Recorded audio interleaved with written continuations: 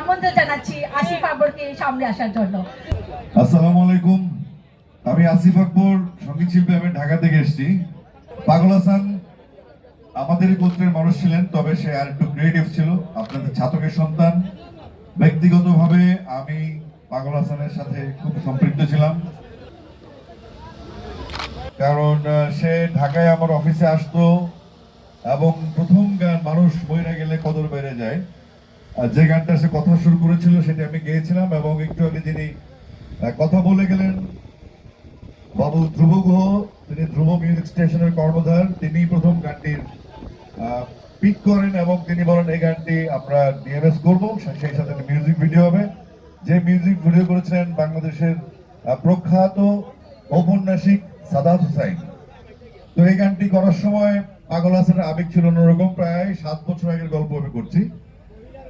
আগে ধন্যবাদ জানাতে চাচ্ছি ছাতকের যারা উপস্থিতি এখানে আছেন, ধন্যবাদ জানাতে চাচ্ছি প্রশাসনকে, ধন্যবাদ জানাতে চাই যারা মিডিয়া জার্নালিস্ট আছেন, বিভিন্ন মিডিয়া থেকে এসেছেন তাদেরকে, ধন্যবাদ জানাতে চাই পাগল হাসানের বন্ধু মহলকে। এরকম বন্ধু পাওয়া খুব মুশকিল ব্যাপার। পাগল হাসান একদিক থেকে খুব সৌভাগ্যবান যে তার একটা বিরাট বন্ধু মহল আছে এবং সে যে এলাকায় জন্মগ্রহণ করেছে সেই এলাকার মানুষ তাকে অনেক ভালোবাসে। এটা একটা শিল্পীর জন্য অনেক বড় প্রাপ্তি, অনেক বড়।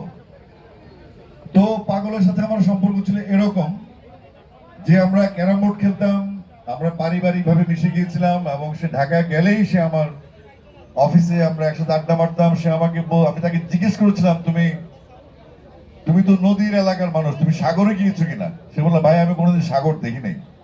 তো কিছুদিন পরে আমি তাকে নিয়ে পতেঙ্গা যাই এবং আমরা সমুদ্র ভ্রমণ করি, গভীর সমুদ্রে তাকে আমি নিয়ে গেছিলাম। তার কিছুদিন পরেই অ্যাক্সিডেন্টটা হয় এবং জাস্ট 18 তারিখে আমি সেদিন রাতে আবার লেবাননে চলে যাই। আমার কনসার্ট ছিল, যে কারণে আমার আসলে আসা হয়নি। তারপরে নানান রকম টানা পড়েন, হিসাব মিলানো, সবসময় আশ্রয় হয়নি। তো এখন 1 বছর পরে পাগল হাসানের মৃত্যুবার্ষিকী উপলক্ষে পাগল হাসানের যে স্মৃতি পরিষদ গঠিত হয়েছে, এখানে তার বন্ধুরা করেছে, তার শুভাকাঙ্ক্ষীরা করেছে, তার কলিগরা করেছে, তার মিউজিশিয়ানসরা করেছে এবং সেই সঙ্গে আপনারা যারা আপনাদের ছাতক পাশে আছেন, আপনাদেরকে একটা কথা বলতে চাই, আমরা খুব সৌভাগ্যবান যে আমরা একজন ক্ষণজন্মা পাগল হাসানকে পেয়েছিলাম, যে তার কথা, সুর, গায়কী, তার চিন্তা, তার দর্শন, তার বহুমাত্রিকতা, তার বিরহ, তার মুর্শিদি চিন্তাভাবনা সবকিছু মিলিয়ে পাগল ছিল একটা ব্র্যান্ড। একের ভিতরে অনেক কিছু পাওয়ার যে উপলক্ষ, সেটাই ছিল পাগল হাসান। আমরা আশা করছিলাম যে পাগল হাসান, মানে আমাদের সৌভাগ্য এসে এসেছিল পৃথিবীতে, আমরা আশা করেছিলাম পাগল হাসান অনেক বড় হবে, অনেকদিন বাঁচবেন এবং আমাদের বাংলাদেশের সঙ্গীতকে শাহ আব্দুল করিম সাহেবদের মতো সমৃদ্ধ করবেন। আমরা একদিক থেকে খুব সৌভাগ্যবান যে পাগল তার স্বল্প সময়ে সারা পৃথিবী জুড়ে একটা ফ্যান বেস তৈরি করেছে। আমরা যখন বিদেশে যাই, বিশেষ করে ইউরোপিয়ান দেশগুলিতে যখন যাই, মিডল ইস্টে যখন যাই, আমি দেখতে পাই পাগল হাসানের একটা দল ভক্ত যারা আমার কাছে আসে এবং তারা বলে পাগল হাসানের খবর নেবেন, পাগল হাসানের পরিবারের খবর নেবেন, পাগল হাসানের গান গাইবেন, পাগল হাসানকে স্মরণ করুন ভাই, পাগলকে আড়ে যেতে দেওয়া যাবে না। তো আমরা একটা কিশোর পলাশ, এফএ সুমন, আমরা সহ বসেছি। আমাদের সবচেয়ে আগে কাজ করছে জুয়েল মোর্শেদ, যিনি একটু কথা বলে গেলেন, যিনি পাগল হাসানের যে রাইটস, রেভিনিউ এবং ভবিষ্যতে তার পরিবার নিরাপত্তা, সেই যে অধিকার, তার গান গাওয়ার যে টাকাগুলি আছে, যে টাকাগুলো অনেক জমা হয়েছে, ভবিষ্যতে তারা জমা হবে, সেইগুলো আমরা একসাথে করা হয়েছে মোটামুটি। ভবিষ্যতে একটা সিস্টেমে চলবে। পাগল হাসানের বন্ধুরা এবং তার কলিগরা পাগল হাসানের পরিবারের কাছে সেগুলো বুঝিয়ে দিবেন এবং এটা সুন্দরভাবে হবে। আমরা এখান থেকে সৌভাগ্যবান যে পাগল তার ছোট্ট জীবনে এমন কিছু দর্শন আমাদেরকে দিয়ে গেছে গানের মাধ্যমে। প্রত্যেকটা বিষয় তার চোখে পড়েছে খুব স্বল্প সময়ে, সেটা আমাদের কাছে কৃতজ্ঞতা। আজকে জিনান, তার ছেলে, তার জিহান, তার ছেলে, 2 ছেলে, তার চান সুরুজ, তার, এবং আমি তাদের একটা গ্রুপের নাম দেখলাম সুলতান সুলেমান গ্রুপ। আমি আর হাসান বসে বসে এক সময় আমার অফিসে আমরা রাত 8:30টার সময় সুলতান সুলেমান দেখতাম, আবার রাত 10টার সময় সুলতান সুলেমান দেখতাম। পরে এসে দেখি এখানে একটা সুলতান সুলেমান গ্রুপ আছে, মানে পাগল এটা এখানে ইমপ্লিমেন্ট করে ফেলছে। আমাদের দুর্ভাগ্য, আমরা পাগলকে হারিয়ে ফেলেছি, কিন্তু আমাদের হাতে অপশন আছে। এই যে মেলাগুলি হবে, আজকে স্মরণ সভা হচ্ছে, স্মরণ মেলা হচ্ছে। পাগল যেহেতু সঙ্গীতের লোক ছিল, আমরা সঙ্গীতের বাইরে যেতে পারবো না, এবং এই যে ক্ষণজন্মা পাগল হাসান, আপনাদের এতগুলো ছাত্র পাশে এত হাজার হাজার লক্ষ মানুষের মধ্যে একটা পাগল হাসান সারা পৃথিবীতে একটা পতাকার মতো উঠছে। সেই পতাকাটাকে ধারণ করার দায়িত্ব আপনাদেরই, সঙ্গে আছি আমরা।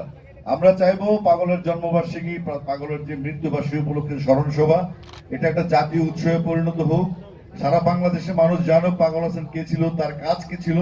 সারা বাংলাদেশে মানুষ, আপকামিং প্রজন্ম, যারা নতুন প্রজন্ম আছে, তারা যেন পাগল হাসানকে শুধুমাত্র ছাতক, সিলেট, সুনামগঞ্জের মানুষ চিনলে হবে না, সারা পৃথিবীর বাংলা ভাষাভাষী মানুষের বাইরেও তার ভিতর যে নতুনত্ব, তার ভিতর যে অভিনবত্ব, তার ভিতর যে সৃষ্টিশীল ক্রিয়াশীল চিন্তাগুলো ছিল, সেই চিন্তাগুলো যেন বিশ্বে ছড়িয়ে পড়ে। সেই লক্ষ্যে পাগল হাসানের বন্ধুরা এবং আমরা যারা শুভাকাঙ্ক্ষী আছি, তার কলিগ আছে, ইন্ডাস্ট্রিতে আছি, আমরা কথা দিচ্ছি, আমরা ইনশাল্লাহ একনিষ্ঠভাবে, আন্তরিকভাবে, দায়িত্বের সাথে সেই দায়িত্বগুলি পালন করব।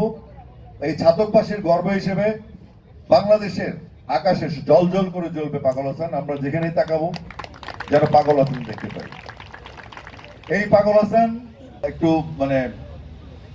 একটু ইমোশনাল হয়ে যেতে চাচ্ছিলাম, কিন্তু আমি হতে পারবো না। এই কারণে আমাদের যে ঘটনাগুলি, আমাদের আভ্যন্তরীণ দুজনের মাঝখানে যে কথোপকথনগুলি, সেগুলি খুবই মেমোরেবল। আমি আগেও বলেছি অনেক জায়গায়। তো আমরা আশা করব এই মেলাটা কন্টিনিউ করবে। এটা সিদ্ধান্ত হবে একসময় স্মরণ সভা করবে নাকি জন্ম উৎসব করবে। যেটাই করা হবে, ঢাকাতেও হবে, এখানেও হবে। আমরা যেন কোনো বিশৃঙ্খলা না দেখি, আমাদের মধ্যে যেন পাগলের প্রতি রেসপেক্ট থাকে। তার পরিবার, তার সন্তান, তার বন্ধু বান্ধব, তার প্রতিবেশী, তার এলাকাবাসী, তার সাথে সম্পৃক্ত সবাই আপনার অনুগ্রহ করে নিজের মন থেকে পাগলকে ভাই মনে করে, সন্তান মনে করে আপনারা থাকবেন।